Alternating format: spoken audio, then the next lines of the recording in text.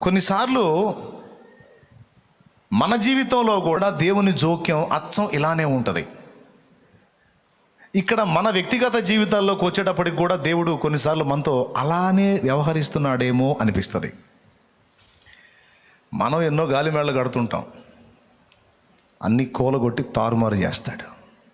ఎందుకు ఇలా జరుగుతుందో అర్థం కాదు. ఏవేవో ఊహల ప్రపంచాల్లో తేలిపోతాం, భవిష్యత్తును గురించి ఏవేవో అనుకుంటాం, మన జీవితాన్ని గురించి ఏవేవో ఆలోచనలు చేస్తాం. కానీ మనం అనుకున్నది ఒకటి, అయింది ఒకటి అన్నట్టు అయిపోయింది బతుకు.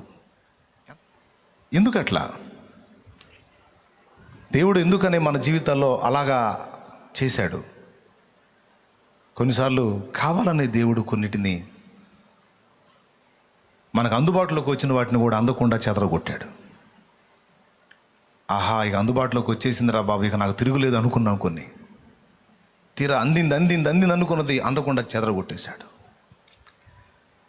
బాధ. ఏమన్నా పగబట్టావా ఏంది నాయన నా మీద?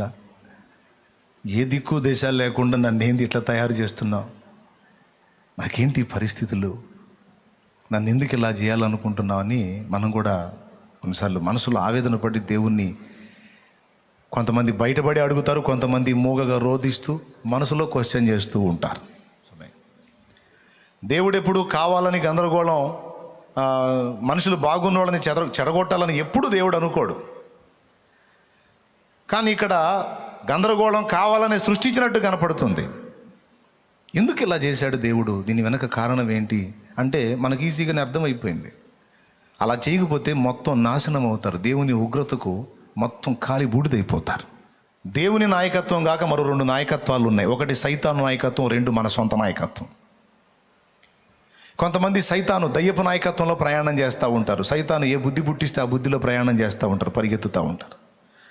కొంతమందికి స్వబుద్ధిని ఆధారం చేసుకొని పరిగెత్తుతూ ఉంటారు. సామెతల్లో చెప్పాడు, నీ స్వబుద్ధిని ఆధారం చేసుకొనక నీ జీవితం, నీ బ్రతుకంతటి మీద పరిపూర్ణ అధికారం దేవునికి ఇయ్యి, అప్పుడు నువ్వు అన్ని విషయాల్లో వర్ధిల్లుతావనే మాట సామెతల్లో చెప్తాడు. సాతాను నాయకుడిగా మనల్ని ఏలే అవకాశం ఉంది, లేదా మనల్ని మన స్వబుద్ధిని ఆధారం చేసుకొని ఏలుకునే అవకాశం ఉంది.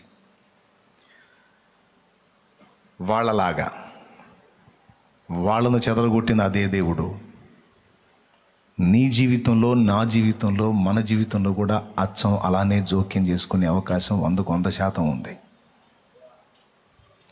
ఆ నేపథ్యంలోనే కొన్నిసార్లు మనకి చేదైన అనుభవాలు కూడా అనుమతిస్తాడు ఆయన. నా దగ్గర దేవుడు దాచిందేదో దాచాడండి, నా మీదే పోల్చుకొని చెప్తున్నా. ఏమండి, మనందరం పురిటి కందులుగా ఉన్నప్పుడు, పసి కందులుగా ఉన్నప్పుడు మనకి ఇలాంటి షేపు, ఇలాంటి ఆకారం ఉందన్న సంగతి అర్థమైద్దా? ఈ ముక్కు, ముఖం, ఈ ఆకృతి, ఇదంతా మనకి ఇంతగా ఉంది అన్న సంగతి మనకు అర్థమైద్దా? కానీ మనల్ని నిర్మించినటువంటి సృష్టికర్తకు మాత్రం ఖచ్చితంగా తెలుసు ఏ టైపులో మన దేహాన్ని ఆరంభిస్తే చివరికి పరిపూర్ణత వచ్చేటప్పటికి ఏ టైపు షేప్ వచ్చిద్దో ఆయనకు తెలుసు. చిన్నపిల్లలుగా ఉన్నప్పుడు చాలామంది ముక్కులు అన్ని సట్టు ముక్కులేమో అనిపిస్తుంది. అవునా కదా? చిన్నపిల్లలు ఉన్నప్పుడు చాలామంది ముక్కులు సట్టు ముక్కులేమో అనిపిస్తుంది. ఎందుకంటే ఈ బుగ్గలు ముందుకు వచ్చి ముక్కు లోపలికి వెళ్ళి అందరి ముక్కులు అంతే ఉంటాయి.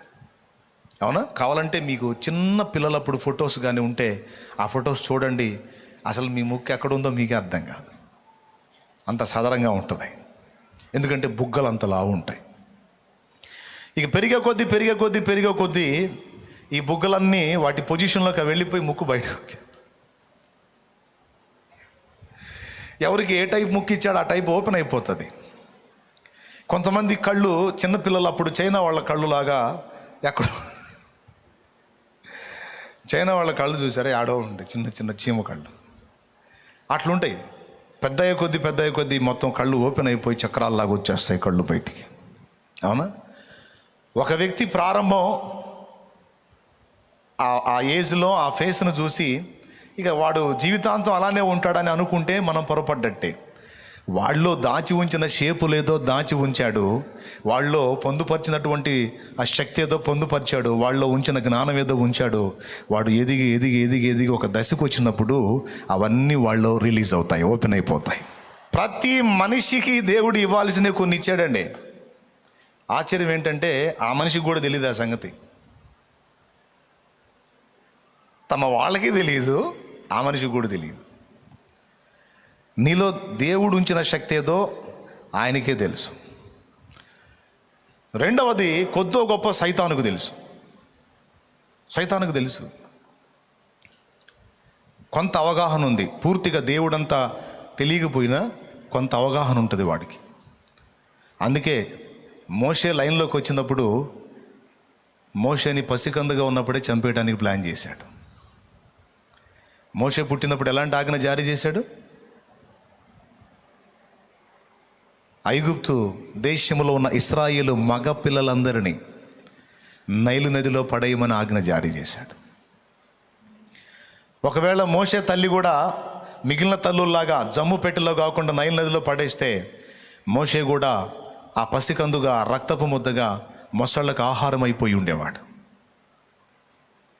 అంటే మోషే పరిస్థితి దేవునికి తెలుసు. తర్వాత సైతాను గాడి కూడా కొంత తెలుసు, అందుకే చంపేయాలని చూశాడు. ప్రభు అయిన యేసుక్రీస్తు విషయంలో కూడా అచ్చం అంతే జరుగుద్ది. పసికందుగా ఉన్నప్పుడే ప్రభువుని కూడా చంపేయాలని హేరోదును ప్రేరేపించి వాడు కుట్రబన్నాడు. తెలుసు కదా మీ అందరికీ. అలాగే దేవుని సృష్టిలో ఉన్న వ్యక్తులమైన మనందరి విషయంలో కూడా దేవునికి తెలుసు మనకేమేమి ఇచ్చాడో, ఎంత పవర్ ఇచ్చాడో. దయ్యంగాడికి కూడా కొంత తెలుసు. ఈ వ్యక్తిని నేను కానీ వదిలిపెట్టానంటే, ఈ వ్యక్తి దేవుని చేతుల్లో కానీ వెళ్ళాడంటే వీడు నాకు కొరకరాని కొయ్య అవుతాడు అనే సంగతి వాడికి గ్రహింపు ఉందంటే, ఆ వ్యక్తిని దేవుని వైపు తిరగకుండా శతవిధాలా ప్రయత్నం చేసి నాశనం వైపు ఈడ్చుకెళ్ళటానికి వాడు చేయగలిగినంత చేస్తాడు. ప్రియులారా, ఏ మనుషునిలో ఏది ఉంచాడో, ఏ మనుషుల్లో ఏ శక్తిని నింపాడో, ఏ మనుషుల్లో ఏ జ్ఞానం నింపాడో, ఏ మనుషుల్లో ఏ బలం ఉందో సదరు మనిషికి తనతో కూడా ఉన్న వ్యక్తులు కూడా తెలియదు. కానీ దేవునికి తెలుసు, దేవ విరోధి అయినటువంటి శత్రువుకి తెలుసు. అందుకే దేవునికి పనికొచ్చే పాత్రలన్నిటినీ ప్రత్యేకంగా గురిపెట్టి వాడు దారి తప్పించడానికి వాడు చాలా యత్నాలు చేస్తూ ఉంటాడు. దానికోసం లోకంలో ఉన్న ఆకర్షణలన్నిటినీ నీ ముందుకు తీసుకొని రావడానికి ట్రై చేస్తాడు వాడు. ఎందుకు తెలుసా?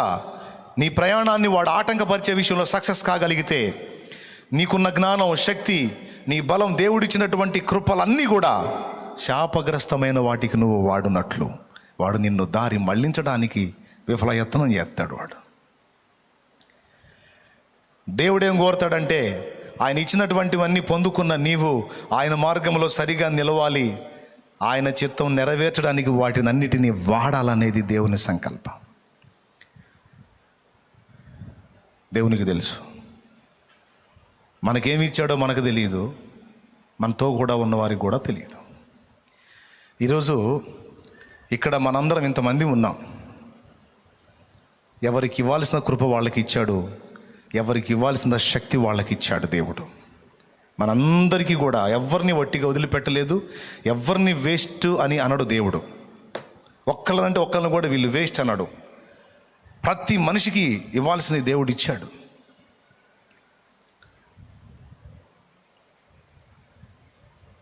కానీ ఆ ఇచ్చిన వాటిని బయటికి రానియకుండా అడ్డగిస్తాడు, లేదా బయటికి వచ్చినా వాటిని దుర్వినియోగం చేయటానికి అడ్డగిస్తాడు సాతాను. ఇప్పుడు రెండు చేయాలా దేవుడు. మనకిచ్చినవేమో అవి వ్యక్తపరచబడాలి, అవి కూడా దేవుని చిత్తము నెరవేర్చడానికి వ్యక్తపరచబడాలి. ముందేవాడు దారి మళ్ళించే కదా, ముందేవాడు వాడి ఆలోచనలు మనకు నేర్పి వాడి ఆలోచనల చొప్పున మన దారిని వంకలొంకలు తిప్పే కదా. లేదా మన స్వబుద్ధే మన దారిని మళ్ళించే కదా. మరి ఇలాంటి టైంలో దేవుడు ఏం చేయాలి? ఖచ్చితంగా దేవుడు దిగి రావాలి, నీకు బాబేలు అనుభవాన్ని రుచి చూపాలి. ఓకే, ఖచ్చితంగా వాడు నీ మార్గాల్ని దారి మళ్ళించకుండా దేవుడు జోక్యం చేసుకొని నిన్ను అడ్డగించాలి, ఆటంకపరచాలి. రెండు కార్యాలు జరుగునట్లు నీకు ఒత్తిడి పుట్టించాల దేవుడు, ప్రెజర్ నీ మీద చేయాల దేవుడు. అందుకే మనందరి జీవితాలు తన చేతుల్లోకి తీసుకున్నాడు ఆయన. మనందరి బ్రతుకులు ఆయన చేతుల్లో తీసుకున్నాడు. తీసుకోవాలి, తీసుకుంటాడు, తీసుకుంటేనే మంచిది. అందరి ప్రయాణాల్లాగా ఉండదు నీ ప్రయాణం. ఇటు కొంచెం పర్వాలేదులే, ఇలా పడిపోదామంటే అక్కడ అడ్డు తగులుద్ది. ఇదేంద్ర ఇట్లా వచ్చింది, సరే ఇటు పోదాం, ఇటు పరిగెత్తితే కొంచెం ప్రయాణం సాగి మళ్ళీ అడ్డు తగులుద్ది. ఎక్కడ ఏ వైపు నుంచి కూడా ప్రశాంతంగా సాగదు. తెలియని ఒత్తిడి మనం అనుభవిస్తూ ఉంటాం. అసలు ఈ పరిస్థితి ఎందుకు నాకు అనిపిస్తుంది, కానీ అది దేవుని జోక్యంతోనే జరుగుతుందనేది నువ్వు గుర్తుపట్టాలి. 2 కార్యాల కోసం. ఒకటి, దేవుడు నీలో దాచి ఉంచినవేవో బయటికి రావాలి. 2వది, అవి దేవుని కొరకు వినియోగించబడాలి. సమాజ హితవు కొరకు, లోకక్షేమం కొరకు అవి వాడబడాలి. ఈ 2 ఉద్దేశాలను బట్టి తన భక్తుల జీవితాల్లో కావాలనే దేవుడు కొన్నిసార్లు బాబెలు అనుభవాన్ని తీసుకొస్తాడు.